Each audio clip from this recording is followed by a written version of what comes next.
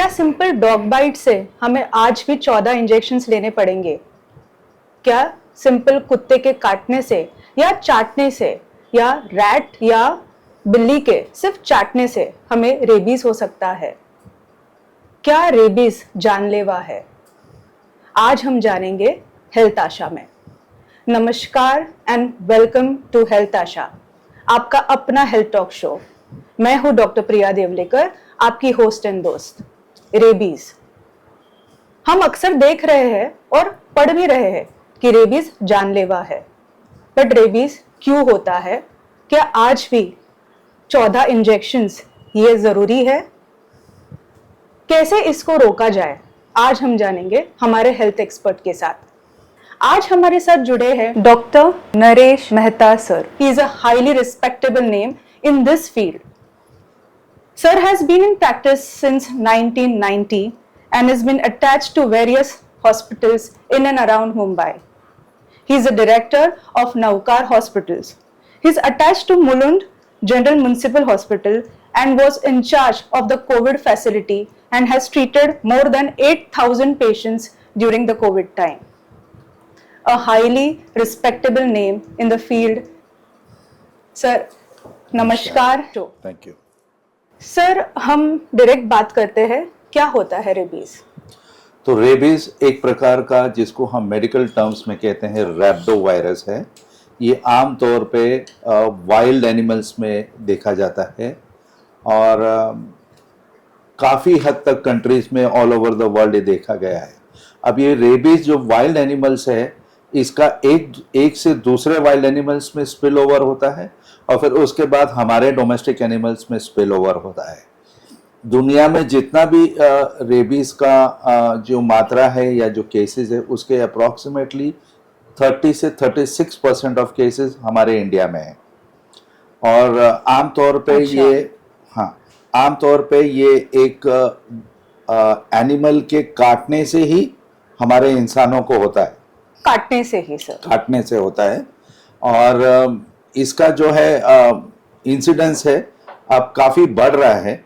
In fact last year भी India में काफ़ी कुछ इसका इंसिडेंस रहा है। And about total number of deaths by rabies in India last year was around 54 deaths. So which is much more than it was in 22 या 23। So the number has actually increased. तो sir, आप कह रहे हैं कि अब incidence of deaths ये ज्यादा हो रहा है? जी हाँ। सर, सिंपल जैसे आपने कहा कि ये कुत्ते के या काटने से होता है, तो चाटने से भी क्या ये हो सकता है? सिंपल जो खरोच लगती है, ऐसा कुछ? जी नहीं, ऐसा नहीं है। अच्छा। अगर सिर्फ उसका सलाइवा लगता है या माइनर खरोच वगैरह है तो मोस्टली तो उससे ऐसा नहीं होता है। It depends on the bite, जो उसका बाइट कितना डीप है, कितना एक्सपोजर हुआ है और कितनी जगह पे। कई बार मल्टीपल बाइट्स भी होते हैं। तो वो उसके ऊपर डिपेंड करेगा। सिर्फ एक सलाइवा लगने से या खरोंच करने से, जैसे नेल्स के खरोंचने से या दांत लगने से रेबीज नहीं होता। जी सर, जैसे आपने अभी कहा कि उसके जैसे सीवियरिटी या जिस तरह से वो काटता है उससे ये फैलता है, बट से कैसे फैलता है? मतलब क्या होता है एक्चुअली? तो रेबीज जैसे आमतौर पे जिस किसी भी एनिमल के अंदर हो, वाइल्ड एनिमल हो या पेट एनिमल है, जब वो आपको काटता है तो उसके जो काटने के बाद जो ये रैबिडो वायरस है, ये आपके नर्व से ही फैलता है। ये ब्लड स्ट्रीम से नहीं फैलेगा, आपके खून में नहीं जाएगा। ये जाएगा आपके नर्व से, पेरिफेरल से जाएगा आपके दिमाग की तरफ, और दिमाग से फिर बाद में पूरा आपका सेंट्रल नर्वस सिस्टम, जैसा हम बोलते हैं, या शरीर में इंसान के जो नर्व्स का जो सिस्टम है, उसको इन्वॉल्व करके वो सारे कॉम्प्लिकेशंस करेगा। Okay sir. सर, ये मतलब ये पेट डॉग, जैसे आपने कहा कि अगर हमने कुत्ते को या फिर कैट को हमने हमारे घर में ही रखा है, तो उसके भी काटने से हो सकता है? कई बार हो सकता है, पेट डॉग्स के काटने से भी होता है, if they are not vaccinated. तो आपको क्या करना है, जब भी पेट डॉग्स कैट आपको अगर काटता है तो यूजुअली हम एक ऑब्जर्वेशन पीरियड रखते हैं, और अगर आपका पेट डॉग वैक्सीनेटेड है, हाँ, तो फिर हमें कोई इश्यू नहीं है। अच्छा, तो हमको सिर्फ ऑब्जर्व करना है। फिर ऑब्जर्व करना है। Sir, ये it is also I mean we have seen for in rats and bats also. I mean इनके इसमें भी जी ऐसे हाँ, होता है. ये डॉग्स में देखा जाता है, कैट्स में देखा जाता है, रैट्स में देखा जाता है, मंकीज में है, हम फेरेट्स बोलते हैं या बर्ड्स अच्छा. हैं, बैट्स हैं, इनके अंदर भी देखा गया है। अच्छा, तो उनके भी काटने से ही वो होता है. बिल्कुल होता है। और कई बार ये होता है कि जैसे आप कोई एक एंडेमिक एरिया में हो जहां आप सो रहे हो, आपको एक बैट आया या काट के गया या एक चूहा आया जो काट के गया, तो कई बार ये चीजें रियलाइज भी नहीं होती है। हाँ, अच्छा. सिटी साइड में तो ठीक है, अर्बन एरिया, रूरल एरियाज में हाँ. जब एक चूहा वगैरह काट के चला जाता है, आके कई बार पता भी नहीं चलता है, and then the symptoms start following in. Sir हमने नोटिस किया कि हम उठे और हमें सपोज ये बाइट हो गया है इन केस ऑफ रैट और something like that, dog and उनका तो पता चलता ही है क्योंकि वो हमारे हम वो खुद को we also evidence that rather, but in case of this wound क्या करना होता है जब भी हमें ऐसा बाइट होता है? सो द फर्स्ट थिंग, किसी भी बाइट का हो, डॉग का हो, रैट का हो, कैट का हो, first thing is the local care of the wound जो हम बोलते हैं। जहां पे जख्म हुआ है उसको अच्छी तरह से डेटॉल से, सैवलॉन से साफ करके उसके ऊपर वो जो एंटीबायोटिक लगाना है वो लगाना है, उसको केयर लेना है। Wound care is of utmost importance. सबसे पहले हमें वुंड का ही केयर लेना है, और फिर एक टेटेनस का इंजेक्शन और साथ में कुछ एंटीबायोटिक्स ले लेनी चाहिए। Okay sir. Severity of wound आप कहते हो, जैसे आपने हमें थोड़ी देर पहले भी बताया कि जिस तरह से उसने काटा है वो बहुत महत्वपूर्ण होता है, और उसके बाद उसकी जो भी वुंड होती है उसका प्रॉपर केयर करना हमारे लिए बहुत ज़रूरी है। कहाँ सर ऐसा कोई पर्टिकुलर एरिया होता है in the body that where the bite is normally noticed or normally done by these animals? तो most of the times it is seen in the peripheral part of the body only, जहां पे ये cuts आते हैं, bites आते हैं। But if the bite is on the neck और the face, तो then it is more critical, ये ज्यादा डेंजरस है और इसका इफेक्ट बहुत ज्यादा जल्दी ब्रेन तक पहुंचेगा। हाँ, तो वायरस को जो टाइम लगता है अराउंड, टेक्निकली अगर हम बोलने जाए तो इट में go toward the brain at a rate of about 220 to 250 millimeters per day. Oh, okay. But if it is nearer to the brain, neck में या face पे बाइट है, तो वो ब्रेन की तरफ जल्दी पहुंचेगा। हाँ, तो उसके ऊपर भी ये सब डिपेंड है। Is it fatal? I mean, क्या ये जानलेवा है? बिल्कुल जानलेवा है, क्योंकि रेबीज का एज सच कोई ट्रीटमेंट नहीं है, उसको सिर्फ प्रिवेंशन है। Once the rabies is set in, फिर ये जानलेवा है। सर इसे जल भीति भी कहते हैं, जैसे हम हाइड्रोफोबिया कहते हैं। हाइड्रो मीन्स वाटर, फोबिया माने डर। तो क्यों कहा जाता है इसे जल भीति? होता यह है कि जब ये वायरस आपके शरीर में एंट्री करता है तो अंदर आपके शरीर के अंदर कुछ प्रोटीन्स के साथ ये बाइंड करता है और मैक्रोफेजेस को रिलीज करता है, जो जैसे ही वो आप देखते हैं वो ब्रेन आपको इसको स्टिमुलेट करता है, तो आपकी यहाँ फेरिंग्स जो आपके अन्न नलिका, जो सांस की नलिका, लैरिंग्स और डायफ्राम जो सांस का पर्दा है, ये बहुत जोर से हाइपर रिएक्ट करते हैं। तो ये जैसे आपको पानी आप उसको पिलाने जाएंगे ना, पानी पीते ही वो बहुत जोर से डिफेंस मैकेनिज्म करके रिएक्ट करता है। तो इसीलिए वो पानी देख के डरते हैं, तो उनको लगता है कि अभी पानी देंगे तो ये वापस मेरे को होएगा, इसके लिए वो पानी से डरते हैं और उसको हाइड्रोफोबिया या पानी का डर कहा जाता है। जिसे हम जल भीति या पानी से डर, मतलब वो पेशेंट का एक बहुत टिपिकल साइन है कि अगर आप उसको पानी भी दिखाओ तो वो डर जाता है कि मुझे पानी मत बताओ करके। हमने यही देखा है कि जल भीति मतलब एक स्पाज्म होता है, जैसे सर कहते हैं, और उसकी वजह से वो आवाज आता है, जैसे हम कहते हैं ना कुत्ते के जैसे ही वो भौंक रहा है। एक्चुअली ये आवाज होता है बिकॉज वो स्पाज्म में चला जाता है, एंड देन उसकी वजह से उसे पानी पीने से भी डर लगता है। सर रैबिड डॉग को कैसे पहचाने? रैबिड डॉग का एक, जैसे आमतौर पे जो एक डॉग या एक कुत्ता जो था, आप उसको देख रहे हैं या वो गली में घूम रहा है या घर पे है और नॉर्मल है, सडनली आप उसको देखते हैं कि वो बहुत हाइपर हो गया है, बहुत चिल्ला रहा है, बहुत भौंक रहा है, हर एक के पीछे भाग रहा है, काटने को देख रहा है, उसके मुंह से बहुत झाग निकलता है, फोमिंग निकलता है, और बात बात पे सबके पीछे भागता है, काटने दौड़ता है, एग्रेसिव हाइपर हो जाता है। ये एक सिम्टम बहुत बड़ा है रेबिड के डॉग का होने। अच्छा, हमारे ऐसे कौन से सिम्टम्स होते हैं जो साइन एंड सिम्टम्स, अगर किसी कुत्ते के या कैट के, जो इन्फेक्टेड कैट है उसके काटने से क्या क्या सिम्टम्स नोटिस किए जाते हैं? तो इसके जो है दो प्रकार के रेबीज को देखा गया है। अराउंड 80% ऑफ जो है वो हम उसको बोलते हैं एनकेफेलाइटिस टाइप का होता है, और 20% होता है पैरालिटिक टाइप का होता है। तो एनकेफेलाइटिस मतलब ब्रेन के ऊपर सूजन आना और ब्रेन का काम बराबर नहीं करना। हाँ। तो जब एनकेफेलाइटिस जो बहुत कॉमन सिम्टम है हमारा, तो उसमें भी पेशेंट को यही होता है कि एंजाइटी होता है, धड़कनें बहुत तेज होती है, डर पैदा होता है, उसको सिर दर्द, पहले इनिशियली तो 2-3 दिन सिर दर्द बुखार वगैरह होगा, उसके बाद ये सारी सिम्टम डेवलप होंगी। फिर उसके बाद पानी का डर निर्माण होगा, और फिर उसको भी सलाइवा वगैरह आने का ऐसा चांस होता है, मुंह से जो फोमिंग हम बोलते हैं, या मुंह से सलाइवा आने का चांस होता है। और जो 20% पैरालिटिक है, वो पेशेंट्स आते हैं पैरालिसिस, कई बार दोनों पैर की पैरालिसिस लेके आएंगे, कई बार चारों हाथ पैर की पैरालिसिस लेके आएंगे। तो वो उससे थोड़ा सा वक्त लग जाता है डिफरेंशिएट करने का कि ये दूसरी कोई बीमारी है कि रेबीज है।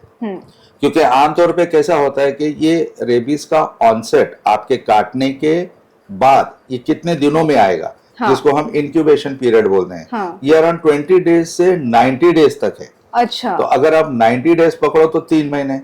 हाँ। 3 महीने में तो कई बार आपको जो काट के हो गया वो जख्म होके सूख भी जाता है। हाँ, सूख भी जाता तो है। हमें ये पता भी नहीं लगता है कि इसको हुआ क्या है, अच्छा। Exactly why it is happening. तो इनिशियली जैसे डॉक्टर्स के मन में पहले ये आता है कि भाई ये ब्रेन का कोई वायरल इन्फेक्शन है। हम ये जल्दी पहले नहीं सोचेंगे कि रेबीज, अनलेस वो बोलेगा कि मुझे इतने दिन पहले एक कुत्ते ने काटा था, हाँ। या एक बिल्ली ने काटा था, फिर वो डायग्नोसिस बनता है।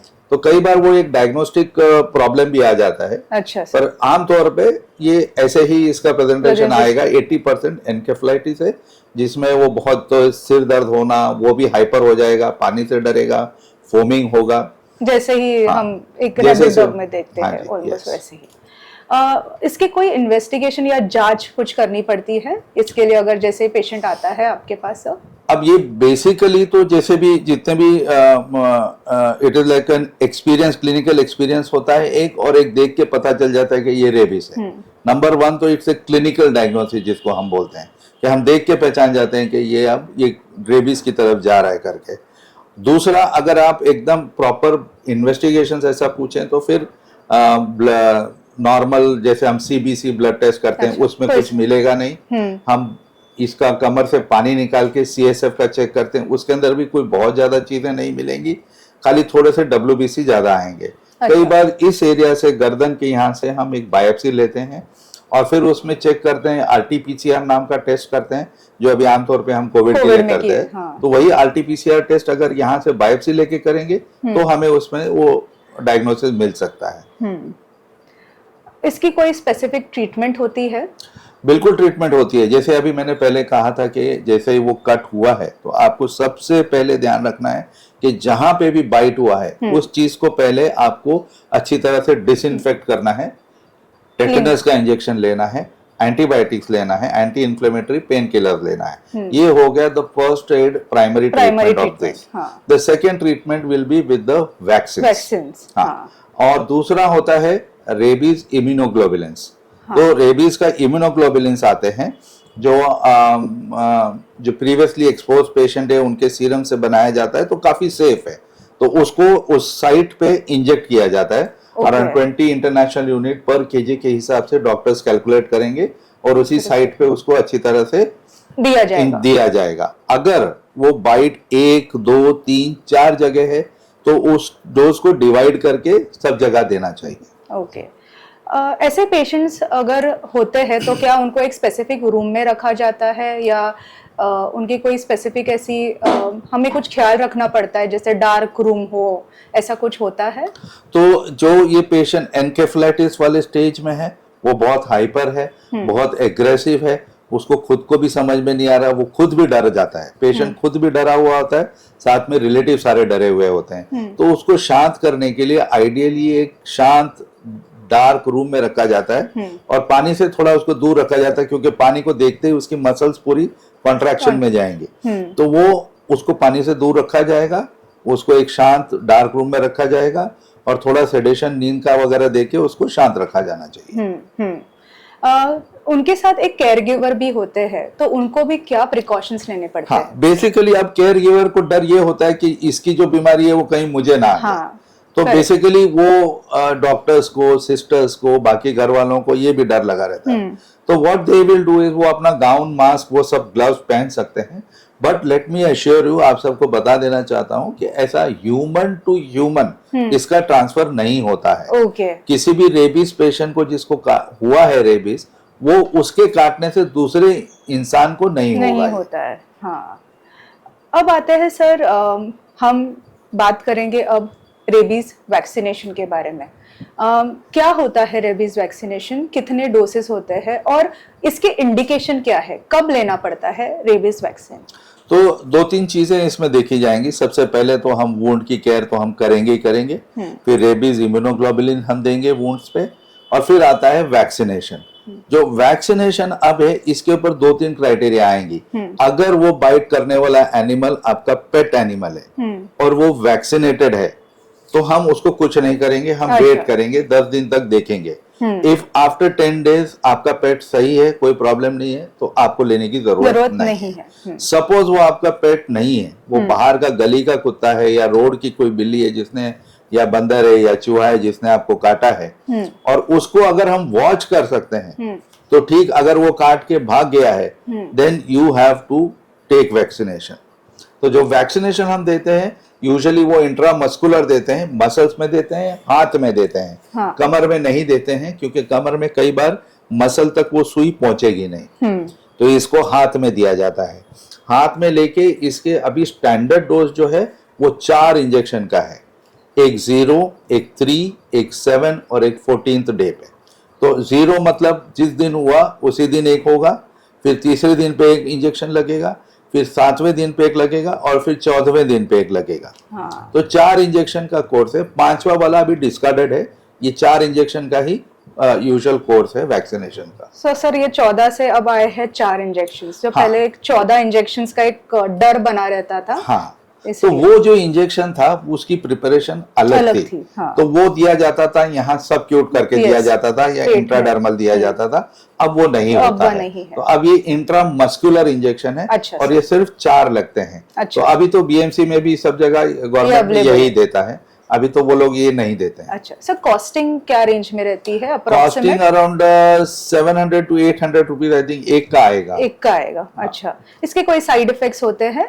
बहुत माइनर साइड इफेक्ट्स हैं, ऐसा मतलब इतना ज्यादा नहीं आएगा। थोड़ा सा पेन जहाँ पे वो लगता है वहां पे थोड़ा सा दर्द होगा, थोड़ा सा कई बार हेडेक या बुखार किसी को आ सकता है, बट बहुत ज्यादा ऐसा साइड इफेक्ट नहीं है। हाँ, कुछ लोगों में, बहुत रेयर परसेंटेज में एक एलर्जीज आती हैं। कई बार इस इंजेक्शन की एलर्जी आती है, या कई बार कुछ न्यूरोलॉजिकल कॉम्प्लिकेशन इस वैक्सीन के बाद आ सकती हैं। पर ये बहुत बहुत बहुत कम है। अब अगर इसके ऊपर डिसाइड करना है आपको कि वैक्सीन देना मेरे लिए जरूरी ही है, हाँ। और उसको कुछ एलर्जिक ऐसा लग रहा है, तो हमको वो देखना पड़ेगा कि क्या हमें रेबीज चाहिए या थोड़ा सा एलर्जी चाहिए। तो वो कंपेयर करके हम थोड़ा सा रिस्क लेके उसको, एलर्जी को कवर करके ये वैक्सीन हमें देना ही पड़ेगा। अच्छा। क्योंकि एक बार अगर रेबीज हो गया तो we will lose the patient. तो हम वो रिस्क नहीं ले सकते। हम एलर्जी होने दे सकते हैं, एलर्जी को ट्रीट कर सकते हैं, रेबीज को नहीं कर सकते।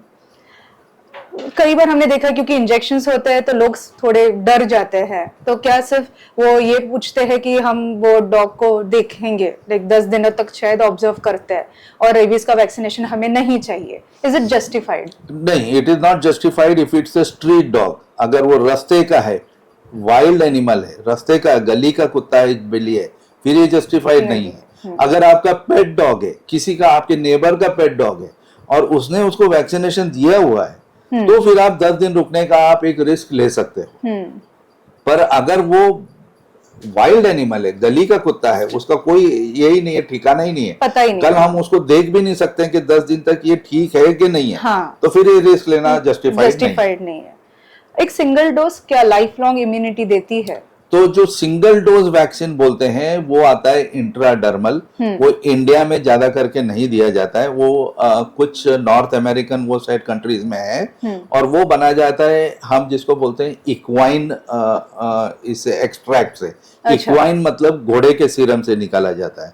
अब घोड़े का सीरम जो है वो काफी एलर्जिक होता है, वो काफी कुछ एलर्जिक रिएक्शंस भी दे सकता है, और एफिकेसी का भी इश्यूज है। तो सिंगल वैक्सीन अभी तक तो इंडिया के लिए तो बिल्कुल भी एडवाइजेबल या नहीं है। अच्छा, एक बार वैक्सीन ले ली तो क्या वापस रेबीज हो सकता है?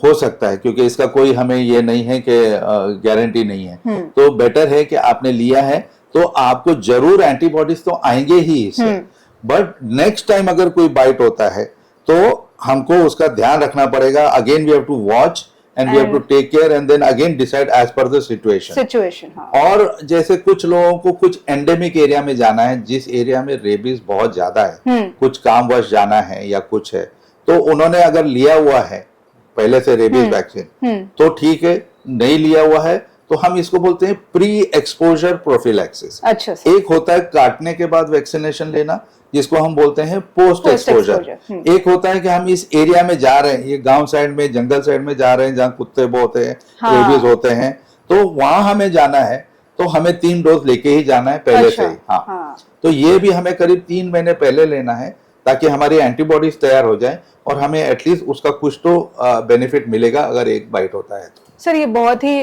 इम्पोर्टेंट मैसेज दिया है आपने हमारे ऑडियंस को कि प्री एक्सपोजर भी वैक्सीन अवेलेबल है और हमें लेना चाहिए अगर हम जाते हैं कुछ ऐसे एंडेमिक एरियाज में।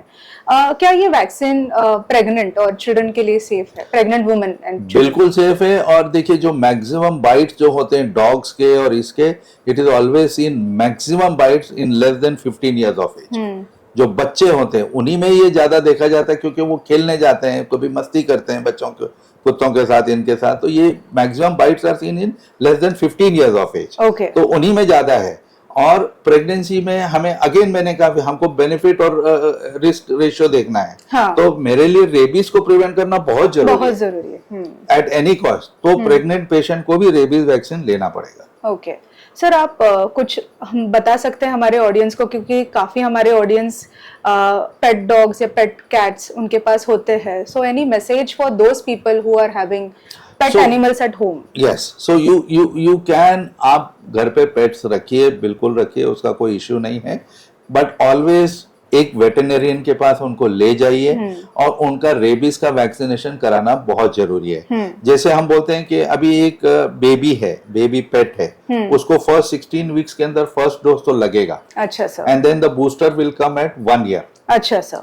Booster will come at 1 year. वो पेट डॉग्स और कैट्स के लिए बोल रहा हूँ। हाँ, समझा सर। ठीक है। और उसके बाद एवरी ईयर या एवरी 1 to 3 ईयर्स पे एक बूस्टर डोज देना पड़ता है। बट मेरे से ज्यादा एक वेटनरियन आपको अच्छा गाइड कर सकेगा। तो उस चीज के लिए आप बेटर है कि आप वेटनरियन से टच में रहिए और जितने भी एज पर लोकल रेगुलेशंस के हिसाब से जो वैक्सीनेशंस एक पेट डॉग के लिए होने चाहिए वो लेना जरूरी है। Not only for the pet safety, हमारी सेफ्टी और पेट की सेफ्टी दोनों के लिए। Correct sir. बिल्डिंग्स में भी हम देखते हैं कि बिल्डिंग्स में भी हम पेट एनिमल्स को थोड़ा we try to give them food और we try to उनको थोड़ा सा उनके लाड करना या उनके साथ थोड़ा सा खेलना पसंद करते हैं। तो इनको भी ऑब्जर्व करना उतना ही जरूरी है, इन एनिमल्स को बहुत ज्यादा जरूरी है। अब इसमें चीज ये है कि ये बहुत कंट्रोवर्शियल इश्यू है, क्योंकि बिल्डिंग में आधे लोग वो पेट डॉग, वो जो स्ट्रे डॉग्स है, जो खुले घूम रहे कुत्ते हैं, उनको खाना खिलाना चाहते हैं और कुछ लोग नहीं चाहते हैं। हाँ। लेकिन डिस्प्यूट इस चीज पे आता है कि आप सिर्फ खाना उनको खिला के चले जाते हो, बाकी चीज का कौन ध्यान रखेगा? अगर आप उनको रखना चाहते हो तो आप यू सी टू इट कि इनको वैक्सीनेशन लगना चाहिए। इन कुत्तों की साफ सफाई होनी चाहिए। कई बार ये कुत्ते आपस में लड़ते हैं, आप देखोगे आपकी सोसाइटी में खुले जख्म के साथ घूमते रहते हैं, उसका कोई केयर नहीं होता है। सिर्फ खाना खिलाने से इन कुत्तों को काम नहीं होता है। अगर आप खाना खिला रहे हो, आपकी सोसाइटी में कुत्ते घूम रहे हैं, तो आप इस चीज का ध्यान रखो कि कोई वेटरनरियन आके इन सबको रेबीज का और बाकी वैक्सीनेशन देके जाए। हाँ सर, कोई इम्पोर्टेंट मैसेज अगर देना चाहते, जैसे आपने अपने टॉक में हमें काफ़ी सारे मैसेजेस दिए, जैसे ये जानलेवा तब होगा जब आपने उसका प्रॉपर ध्यान नहीं दिया।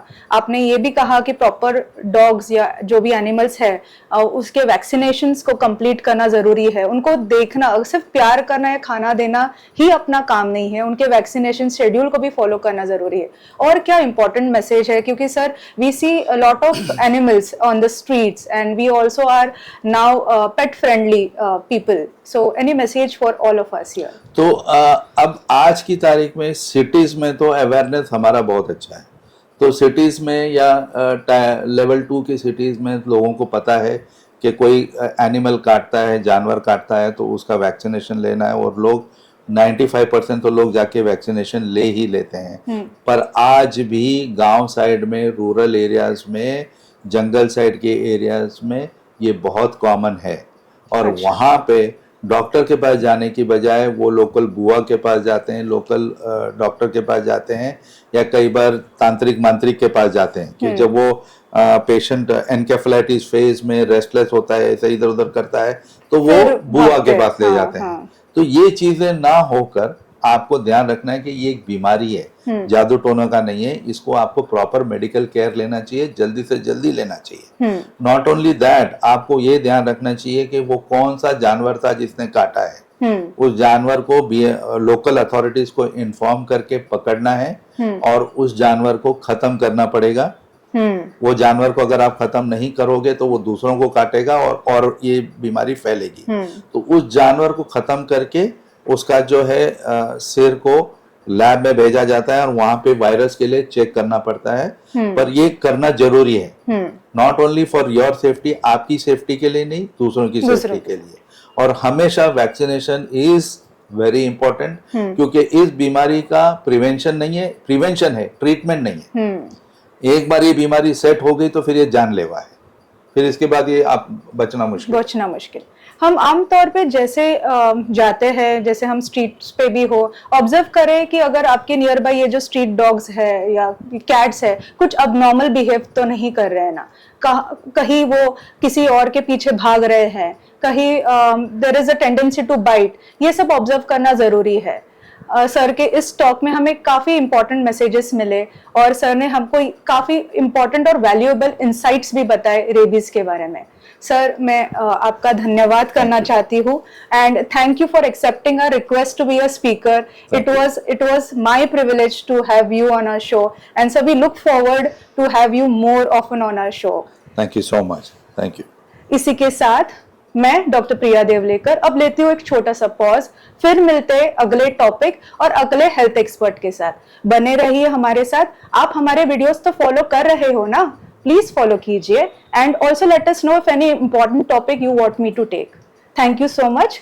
Please follow us on health Asha. Thank you for following our videos and hearing more of such information. Do follow Dr. Priya Devlekar's Health Asha, and also to subscribe my channel. If you require any specific health topic to be covered in my talk show, do let me know. Thank you.